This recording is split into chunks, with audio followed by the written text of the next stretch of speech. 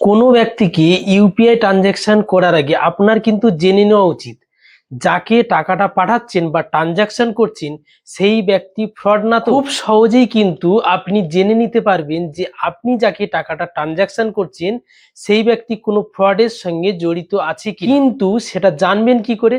আর জানতে হলে ভিডিওটি শেষ পর্যন্ত দেখতে থাকুন। এতে কিন্তু আপনি অনেক বড় স্ক্যামের হাত থেকে রক্ষা পেয়ে যেতে পারেন। তার জন্য চলে যেতে হবে আপনার ফোনে কিন্তু ক্রোম ব্রাউজারে যাওয়ার পরে এখানে NCC আরপি লিখে কিন্তু সার্চ করতে হবে। আরপি লিখে সার্চ করার পরে দেখবে এরকম একটি ব্রাউজার খুলে যাবে। প্রথমেই যে সাইবার ক্রাইম বলে যে লিঙ্কটি আছে এখানে কিন্তু আপনি ক্লিক করবেন।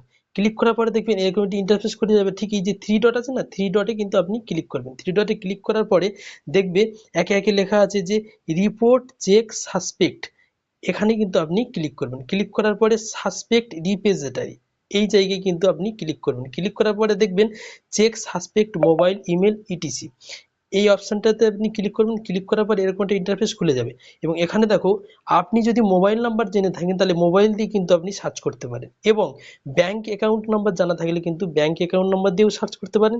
ইউপিআই আইডি জানা থাকলে ইউপিআই আইডি দিয়ে সার্চ করতে পারেন এবং ইমেল আইডি দিয়ে, এবং সোশ্যাল মিডিয়ার যদি কোন অ্যাকাউন্ট যদি জানা থাকে তাহলে কিন্তু সেটা দিয়েও কিন্তু আপনি সার্চ করতে পারেন। এবার সেই ব্যক্তির মোবাইল দিয়ে এখানে ক্যাপচার কোড দিয়ে সার্চ বাটনে ক্লিক করার সঙ্গে সঙ্গে সেই ব্যক্তি যদি ফ্রড হয় এখানে পরিষ্কার লেখা চলে আসবে যে এই ব্যক্তি ফ্রডের সঙ্গে জড়িত ইংরেজিতে।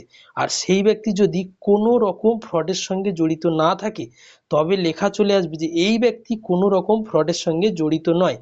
সেই বুঝে কিন্তু আপনি এই ব্যক্তির সঙ্গে ট্রানজ্যাকশন করতে পারবেন।